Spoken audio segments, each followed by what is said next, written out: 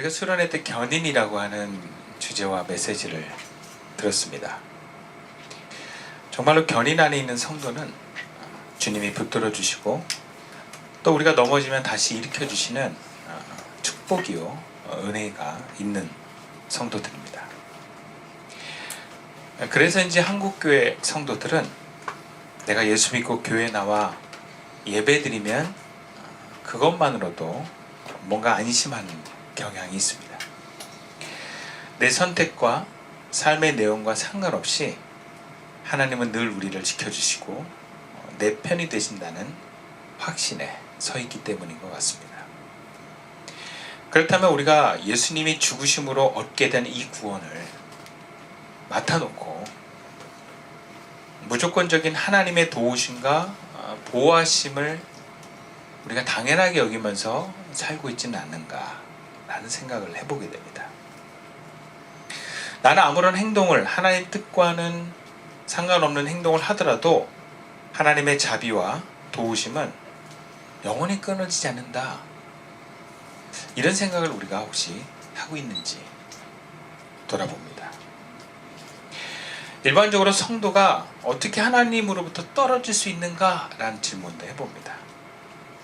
근데 또 많은 교회 다니는 사람들이 넘어지는 모습을 보면서 결국엔 끝까지 돌아오지 않는 모습을 보면 떨어질 수 있는 거 아닌가 라는 생각도 해보게 됩니다. 정답은 잘 모르겠습니다. 뭐가 맞는지 모르겠어요. 근데 분명한 건 마귀는 우리를 하나님으로부터 떨어뜨리란다는 거예요. 오늘 본문 31절의 말씀입니다. 시몬아 시몬아 보라 사탄이 너희를 밀가부르듯 하려고 요구하였으나. 좀 표현이 난해합니다. 그래서 다른 번역으로 이야기해보면 이렇게들 이야기합니다. 새 번역에서는 시몬아 시몬아 보아라 사탄이 밀처럼 너희를 체질하려고 너희를 소나기에 넣기를 요구하였다. 메시지 성경에서는 시몬아 방심하지 마라 사탄이 밀에서 너를 가려내듯이 너희 모두를 내게서 떼어놓으려고 안간힘을 썼다. 공동번역은 시몬아 들어라 사탄이 이제는 키로 밀을 까부르듯이 너희를 제멋대로 다루게 되었다. 이렇게 다 표현이 되어 있습니다. 종합해보면 예수님께서는 자신이 직접 선택한 제자들에게 3년 동안 함께 예수님과 생활했던 이 제자들이 너희들 하나님이신 예수님으로부터 떨어질 수 있다라고 하는 것을 경고하고 있다는 거예요. 어쩌면 우리는 저와 여러분이 견인 안에 있는 하나님의 자녀라고 안심해서는 안 된다 이렇게 말할 수 있어요. 분명한 것은 마귀는 우리를 하나님으로부터 떨어뜨리려고 안간힘을 쓰기 때문에 우리도 하나님으로부터 떨어지지 않으려고 안간힘을 써야 된다는 거예요. 그렇다면 우리는 어떻게 안간힘을 씁니까? 보이지 않는 하나님으로부터 떨어진다는 것은 어떻게 알 수 있습니까? 보이지 않는 마귀가 우리를 하나님으로부터 떨어뜨리려 할 때 어떻게 알 수 있겠습니까? 그리고 알았다고 할 때 우리는 어떻게 그 유혹에 넘어가지 않고 하나님께 딱 붙어 있을 수 있겠습니까? 분명한 것은 우리의 노력과 의지의 문제가 아니라는 거예요. 내가 결심한다고 그렇게 떨어지지 않게 되는 게 아니라는 거예요. 베드로는 진심으로 예수님을 향해서 이렇게 고백합니다. 33절 말씀이에요. 그가 말하되 주여 내가 주와 함께 오게도 죽는데도 가기를 각오하였나이다. 베드로는 거짓이 아닙니다. 그 순간만큼은 진심으로 얘기하는 거예요. 그는 예수님께서 이 나라를 뒤집는 혁명을 일으킬 때 내가 목숨 걸고 예수님 돕겠다 그 얘기예요. 만약에 혁명이 실패로 돌아가서 감옥에 가면 나도 감옥 함께 가고 죽이라고 하면 나 함께 죽겠다. 그런 다짐과 고백을 하고 있는 거예요. 여러분 이것은 진심입니다. 그러나 예수님은 베드로의 그런 심정을 모르는 것이 아닙니다. 그 진심을 의심하는 것이 아닙니다. 그가 할 수 없다고 얘기하는 거예요. 이게 34절 말씀이에요. 이르시되 베드로야 내가 내게 말하노니 오늘 닭 울기 전에 네가 나를 모른다고 3번 나를 모른다고 부인하리라. 진심만으론 너 지켜낼 수가 없다라는 거예요. 예수님이 베드로의 진심된 각오의 마음을 모르는 것은 아니지만 그가 실제로 상황이 닥치면 그는 두렵고 약해져서 위기의 순간에 예수님 모른다. 진짜 모른다. 저주하면서 모른다. 그럴 거라는 거예요. 그것도 먼 훗날이 아니라 오늘 새벽 전에, 새벽에 다 우기 전에 네가 그럴 거라는 거예요. 많은 신앙인들이 넘어지는 이유 바로 이것입니다. 인간이 약합니다. 인간은 그 순간을 아무리 다짐하고 뭔가 진심으로 내가 마음을 표현해도 자기도 모르게 마귀의 시험에 넘어집니다. 그러니까 사람이 그래요. 우리가 하나님이 계시다는 걸 알고 있는데 마귀가 있는 것을 무시해요. 심지어 그 마귀가 나를 미혹하고 넘어뜨린다는 것을 우리는 믿으려 하지 않습니다. 그래서 마귀가 귀신 얘기하면 아우 그런 얘기 하지 말라 그래. 에휴 그런 얘기 하지 마. 부정탐 이런 얘기 하지 말라 그래. 얘기한다는 것 자체를 거부해요. 그럼 마귀하고 귀신 얘기는 성경에 나와 있는 얘기예요. 근데 그런 말을 듣기 좋아서 그런지 예수 믿고 교회 다니면 자기가 절대 안 넘어질 것처럼 얘기를 합니다. 그래서 오히려 교회 다니는 사람들이 시험을 들어서 넘어지면 그게 그렇게 충격인 거예요. 심지어 목사가 그랬다? 그러면 걔는 그냥 악이에요, 악. 어떻게 그럴 수가 있어? 그래서 그 사람에 대해서 굉장히 실망합니다. 그래서 대부분 그런 사건을 할 때 그 사람의 실패와 그 사람의 넘어짐은 그 사람의 연약함과 악함으로만 치부해버리는 경향이 있어요. 그리고 비난하고 정죄합니다. 나도 그렇게 될 수 있다라고 하는 경각심으로 삼지 않아요. 그냥 남의 일처럼 얘기를 해요. 우리가 그렇게 남이 마귀의 유혹에 넘어가 죄를 짓고 잘못한 것에 대해서 손가락질하고 정죄하지만 여러분 우리도 마귀의 유혹에 빠져들 수 있어요. 그리고 그런 마귀의 유혹을 우리의 의지와 결심으로는 이겨낼 수 없다라는 거예요. 여러분 예수님을 3년간 쫓아다녔던 함께 감옥에 가고 죽을 각오까지 했던 베드로를 과소평가하면 안 됩니다. 우리는 베드로보다 더 약하고 베드로보다 뭔가 더 시험에 넘어질 수 있다는 사람이라는 것을 인정하셔야 돼요. 그래도 베드로는 예수님 부를 때 아내도 뭐 가족도 배도 다 버리고 예수님 쫓았던 사람이에요. 그런 베드로가 이런 막강한 마귀의 유혹에 예수님 모른다고 부인하게 된 건 베드로가 약해서가 아니에요. 그럼 우리가 어떻게 마귀의 유혹에서 우리는 빠져나오기 전에 빠지지 않을 수 있을까? 예수님이 말씀하신 것처럼 하나님과 떨어지지 않을 수 있을까? 기도밖에 없어요. 예수님께서는 본문 40절과 46절에 2번에 걸쳐서 기도를 강조하십니다. 4절, 40절 그곳에 이르러 그들에게 이르시되 유혹에 빠지지 않게 기도하라. 기도하라 그랬어요. 기도해라. 유혹에 빠지지 않으면 기도해라라는 거예요. 46절 말씀이에요. 이르시되 어찌하여 자느냐 시험에 들지 않게 일어나 기도하라 그래요. 시험에 빠지지 않으려면 기도해야 됩니다. 본문에서 예수님은 너희가 나에게서 떨어뜨리려 하는 마귀의 유혹에 빠지지 않으려면 기도밖에 없어 얘들아. 기도해야 돼. 2번이나 얘기하세요. 내 의지로 나를 바로 알 수 없습니다. 나도 모르게 마귀의 유혹에 넘어갈 수 있다는 것을 우리는 인정하셔야 됩니다. 그리고 기도를 통해서만 비로소 우리는 하나님께 딱 붙어서 떨어지지 않을 수 있으면서 마귀의 유혹도 이겨낼 수 있다. 그걸 알아야 돼요. 근데 우리의 문제는 몰라서가 아니에요. 아는데 기도를 안 해요. 기도 안 하면 마귀 유혹에 넘어가. 근데 기도를 안 해요. 그 이유가 크게 두 가지가 있어요. 우리가 아는데도 기도가 안 되고 못하는 이유가, 첫 번째는 우리는 기도할 시간이 없습니다. 45절 말씀이에요. 기도 후에 일어나 제자들에게 가서 슬픔으로 인하여 잠든 것을 보시고 그래요.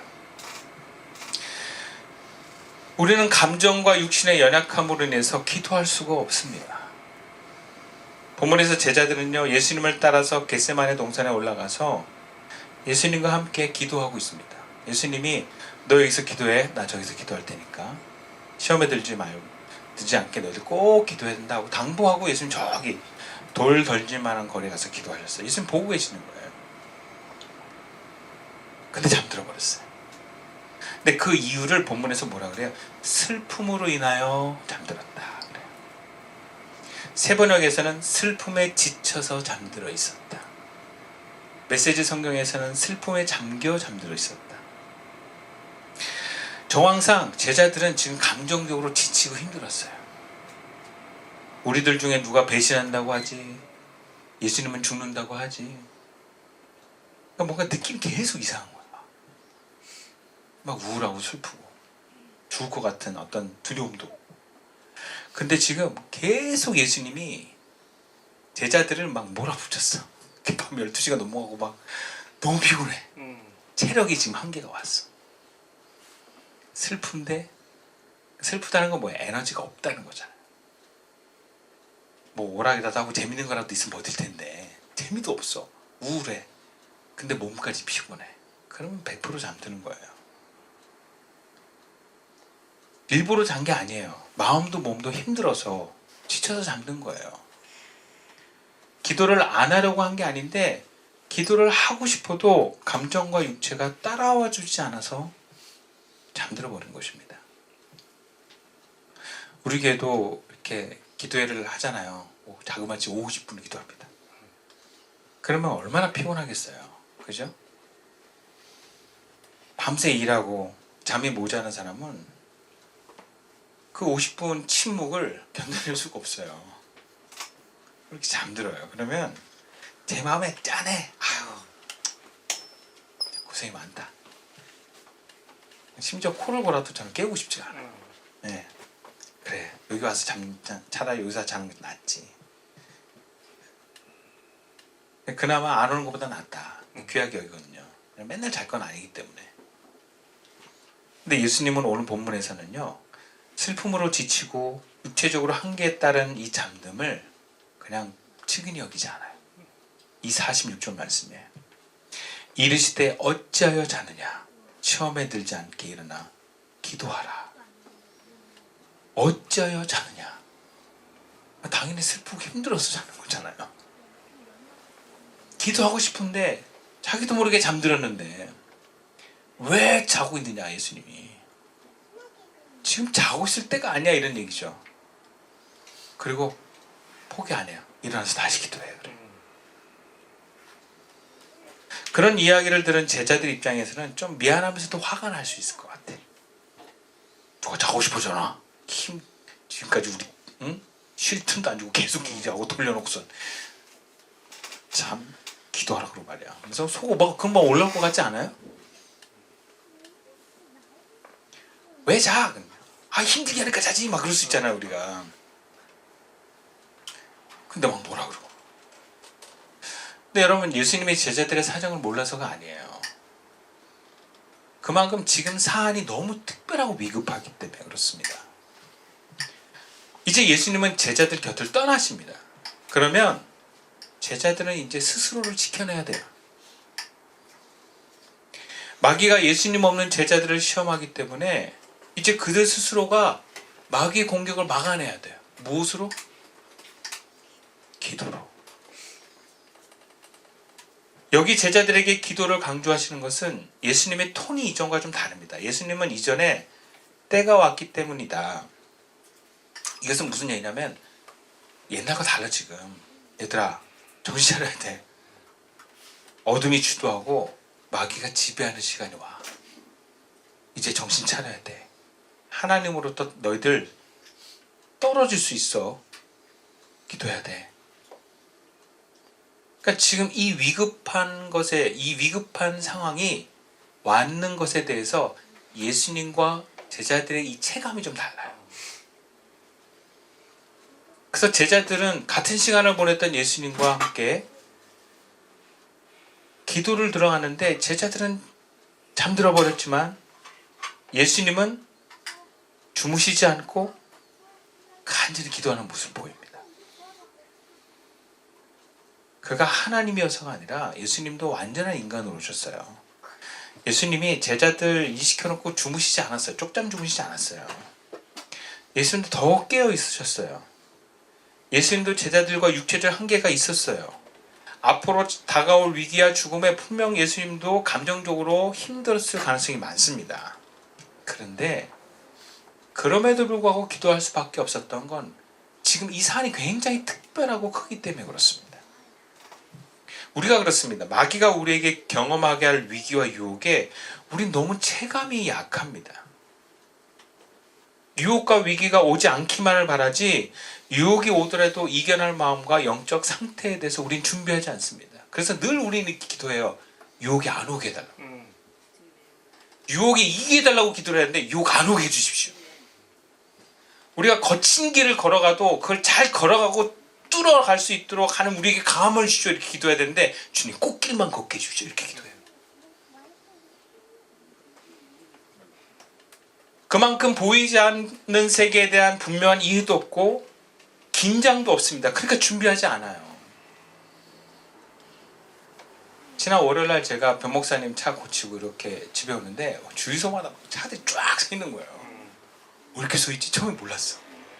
근데 가만히 생각해보니까 이 중동의 전쟁이 터져서 기름값 올라갈 것 같으니까 사람들이 미리 그 줄 하려고 하는 건데 그 당시 줄을 설 때 기름값이 그대로였어요. 1,600원, 뭐 1,500원 원대. 근데 저도 느낌이 이제 기름 별로 없어서 넣어야 되겠더라고요. 그래서 이제 연락해가지고 그냥 오랜만에 그냥 만땅 5만 원 빡 채우는데 정말 며칠 지나니까 2,000원대로 오더라고요. 와, 그때 알았어. 우와, 진짜 장난 아니구나. 저희 같은 운수업자가 아닌 사람들은 체감이 좀 다른데 운수업에 종사하는 뭐 화물 이런 분들은 정말 힘들대요. 기름값 확 오르면 정말 큰 경제적인 이 마비가 온대요. 이게 이제 도미노처럼 탕탕탕탕탕 온다 그러더라고요. 전쟁 빨리 끝나야 되는데 안 그러면 우리나라도 굉장히 경제적 타격이 크다 그러더라고요. 근데 우리 체감이 없잖아요. 그죠? 운전 안 하는 사람들 체감 없잖아요. 우리 학생들은 더 체감 없죠. 기름값 올라도 전쟁 터져도 오 전쟁 우와 막 이러잖아요. 근데 당장 우리 사업하는 우리 장사하시는 우리 사장님만 해도 굉장히 달라요. 손님이 싹 줄어요. 그 느낌이 있거든요. 그러니까 사건을 보는 어떤 해안이나 거기에 내가 느껴지는 강도가 달라요. 사람마다.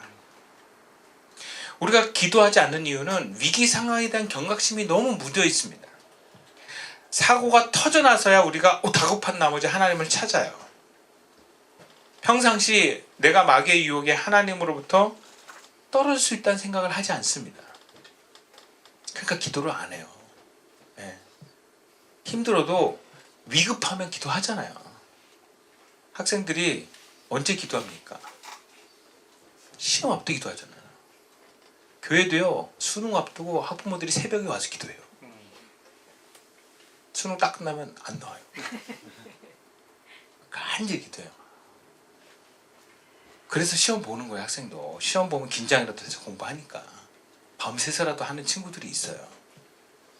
시험도 안 보잖아요. 그러면 긴장 안 해요. 공부 안 해요. 우리는 너무 삶에 대해서 안일합니다. 나는 괜찮아. 하나님 지켜주실 거야.